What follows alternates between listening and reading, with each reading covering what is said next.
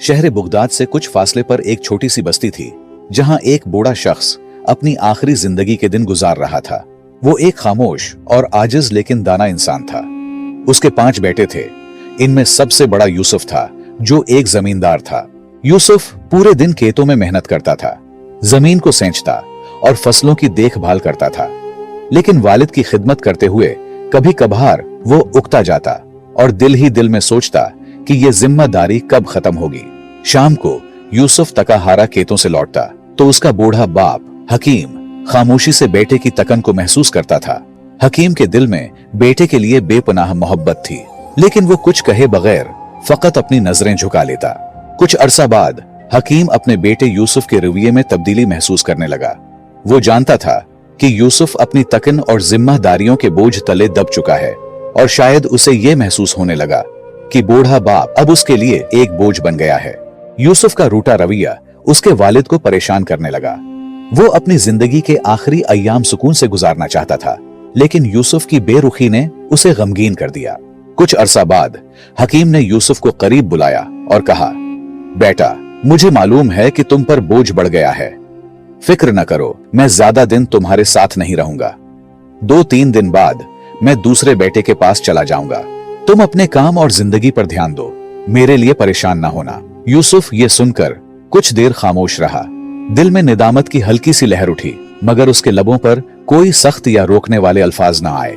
कुछ दिन गुजारने के बाद बूढ़ा हकीम यूसुफ के घर से निकलकर दूसरे बेटे फारूक के पास चला गया, जो एक कामयाब ताजिर था और माल व दौलत की कमी न थी।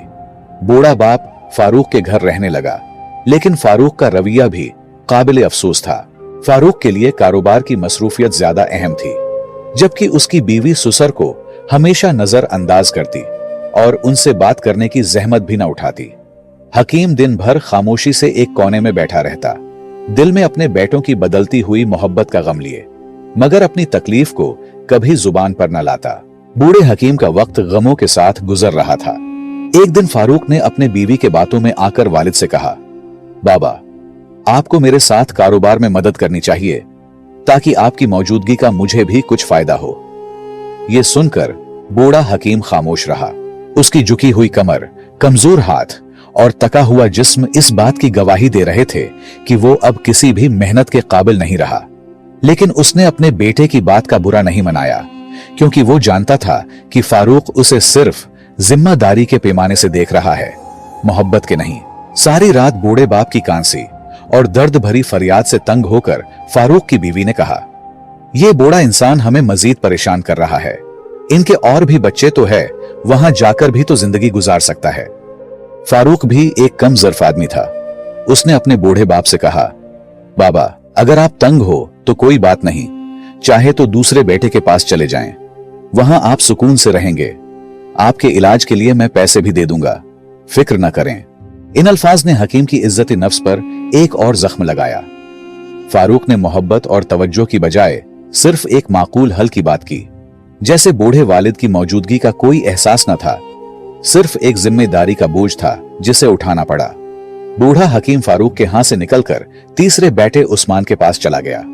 उस्मान एक मेहनती किसान था और अपनी जमीनों पर काम करता था। उसने अपने वालिद का एहतराम किया, लेकिन उसके पास भी ज्यादा वक्त नहीं था। वो दिन भर खेतों में मसरूफ रहता और शाम को घर आकर बीवी बच्चों के साथ वक्त गुजारता। बूढ़े वालिद की बीमारी और दिल की गहरी उदासी पर उसका ध्यान कभी नहीं गया। उस्मान जब सुबह काम पर जाता तो उसकी बीवी हमेशा अपने बच्चों को सुसर के पास बिठाकर उनसे खेलने को कहती। बूढ़ा हकीम, जो बीमारियों और कमजोरी से कांप रहा था, ये मंजर देखकर दिल में शदीद गम का शिकार हो जाता।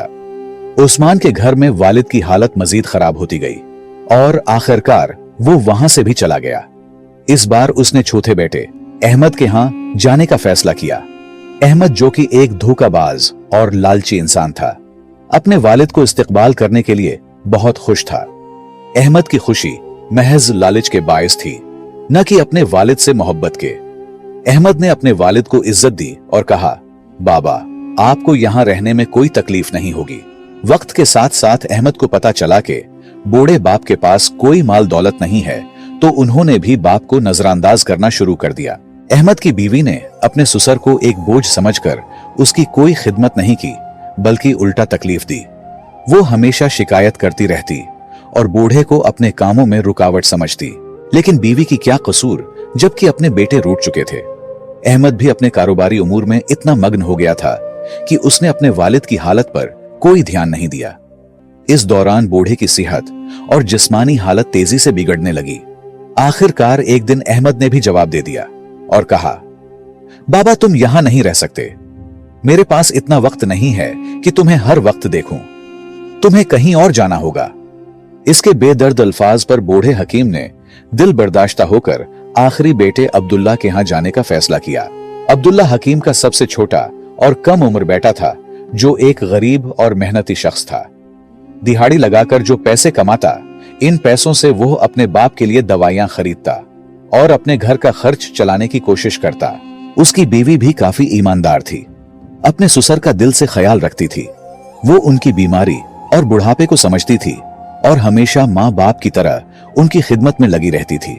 बूढ़े हकीम ने जब अब्दुल्ला और उसकी बीवी की मोहब्बत और एहतराम देखा तो दिल ही दिल में खुश हुआ और बहुत दुआएं देने लगा। वक्त गुजरता गया और हकीम अपने छोटे बेटे के घर में खुशी खुशी जिंदगी गुजारने लगा।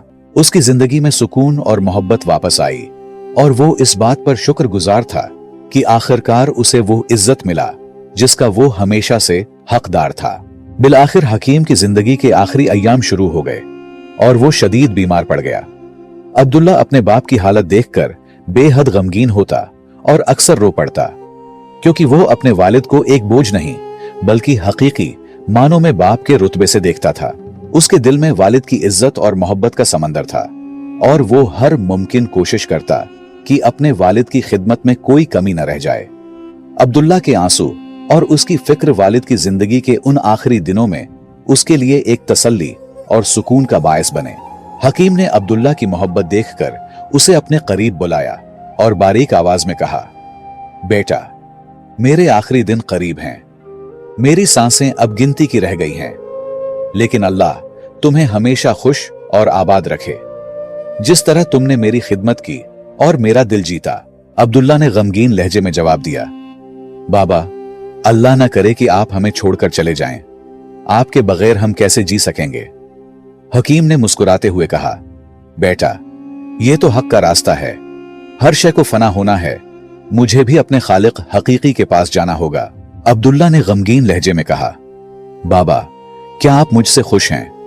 मैं वो खिदमत नहीं कर सका जिसके आप हकदार थे। मेरी बीवी भी कम अक्ल है, लेकिन अगर आपके दिल में कोई गिला शिकवा है तो हमें जरूर बताएं और अपना गम हल्का कीजिए। हकीम ने गहरी सांस ली और अब्दुल्ला को कहा, बेटा, एक आखिरी बात है जो मैं तुमसे कहना चाहता हूं और यह एक बड़ी अमानत है। मैंने अपनी जिंदगी में तुम 5 बेटों का इम्तिहान लिया, लेकिन इस आजमाइश में सिर्फ तुम कामयाब हुए। बेटा, मेरे मरने के बाद तुम बगदाद की फुला गली में जाबिर नाम के एक बूढ़े शख्स के पास जाओ। उसे मेरा नाम लेकर कहना कि हकीम वफात पा चुका है और वो अमानत जो मैंने उसके पास रखी थी वो तुम्हें दे दे। हकीम ने अब्दुल्ला के कंधे पर हाथ रखकर कहा, जो अमानत दे वो तुम्हारे लिए है। उसे अपने बीवी बच्चों की जिंदगी बेहतर बनाने के लिए इस्तेमाल करना। ये मेरा तुम्हारे लिए आखिरी तोहफा होगा और याद रखना, बाकी बाइयों को कुछ भी ना देना। और बिलाखिर हकीम इस दुनिया से रुखसत हो गया। हकीम की वफात का गम अब्दुल्ला के दिल पर बिजली बनकर गिरा। उसकी आंखें आंसुओं से भरी हुई थीं और दिल में एक बेपनाह खालीपन था। उसकी बीवी भी शिद्दती गम से रोने लगी, क्योंकि उसने हकीम की खिदमत दिल से की थी और उनका एहतराम किया था। अब्दुल्ला ने खुद पर काबू पाते हुए अपने भाइयों को खबर दी और उन्हें जनाजे में शिरकत की दावत दी। सब भाई जो कभी अपने वालिद को बोझ समझते थे, अब जनाजे में शरीक हो गए। अब्दुल्ला, जो हमेशा ईमानदारी और मोहब्बत का पैकर रहा, ने भाइयों से कहा, बाबा जान ने मुझे एक अमानत सौंपी थी। मुझे यकीन है कि वो कोई कीमती खजाना होगा, लेकिन इसमें सब भाइयों का हक है। हालांकि बाबा ने उसे सिर्फ मेरे लिए वसीयत की थी।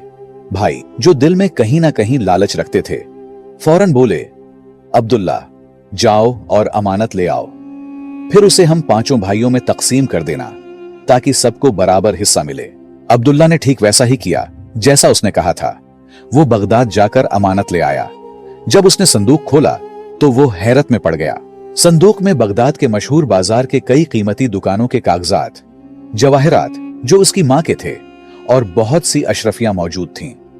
अब्दुल्ला ने अपनी दियानतदारी का सबूत देते हुए सब भाइयों को उनका हक दिया और खुद अपने हिस्से पर किनायत की। जिंदगी एक बार फिर बाप के साये के बगैर चलने लगी, लेकिन वक्त ने जल्द ही अपनी हकीकत दिखा दी। चंद माह बाद बड़े भाइयों में से एक अपने कारोबार में बुरी तरह फंस गया। गैर जिम्मेदारी और गलत फैसलों के बायस वो कर्ज में डूबता चला गया। हालात इस कदर खराब हो गए कि उसे अपना घर तक बेचना पड़ा। दूसरा भाई, जो कभी ऐश व इशरत की जिंदगी गुजारने का आदी था, एक दिन चोरी में मुलव्विस पाया गया। काजी ने उसे जेल भेजने का हुक्म दे दिया और उसकी जिंदगी की सारी साख तबाह हो गई। बाकी भाई भी सोने को हाथ लगाता तो मिट्टी बन जाता। ये सब नाकामियों को एक जवाब था, बाप की बद्दुआ। दूसरी तरफ अब्दुल्ला ने अपनी मेहनत से बगदाद में कारोबार शुरू कर दिया। वो कोफे से उम्दा कपड़ा खरीदकर बगदाद के बाजार में बेचता और वक्त के साथ काफी मुनाफा कमाने लगा। उसकी ईमानदारी, बाप की दुआ और मुस्तकिल मेहनत ने उसे तरक्की की राह पर डाल दिया। यहां तक कि वो अपने बाकी भाइयों की फिरोख्त करदा दुकानें खरीदने लगा और आहिस्ता आहिस्ता पूरे बाजार का वाहिद मालिक बन गया। जो भाई कभी खुद को दौलतमंद समझते थे, अब वक्त के मारे हुए अब्दुल्ला के दर पर सवाल करने आ गए। अब्दुल्ला, जो एक रहम दिल और मुशफिक इंसान था, उनकी मदद करता और उन्हें खाली हाथ वापस न जाने देता। उसका यह रवैया उसके वालिद की सिखाई हुई अखलाकियात का अक्खास था। फिर वो दिन आया जब अब्दुल्ला ने बगदाद के तरक्की याफ्ता इलाके में एक बड़ा घर खरीदा और अपनी बीवी और बच्चों के साथ एक खुशहाल जिंदगी गुजारने लगा। वो जिंदगी के उस मोड़ पर भी अपने वालिद की दुआओं और तालीमात को नहीं भूला। एक दिन वो अपने वालिद की कब्र पर फातिहा पढ़ने गया। कब्र के सामने खड़े होकर उसने कहा, बाबा, आपकी दुआओं ने मुझे बगदाद का अमीर बना दिया, लेकिन आपके साये की महरूमी ने मुझे गमगीन कर दिया। अल्लाह ताला आपको जन्नत में आला मकाम अता फरमाए। मुअज़्ज़ज़ दोस्तों, इस कहानी से हमें 3 कीमती असबाक मिलते हैं। नंबर 1, वालिदैन की जिम्मेदारी है कि वो अपने बच्चों की बेहतरीन तरबियत करें ताकि वो बाद में न सिर्फ उनका सहारा बने बल्कि जिंदगी की मुश्किलात का सामना भी हिकमत और सब्र से कर सकें।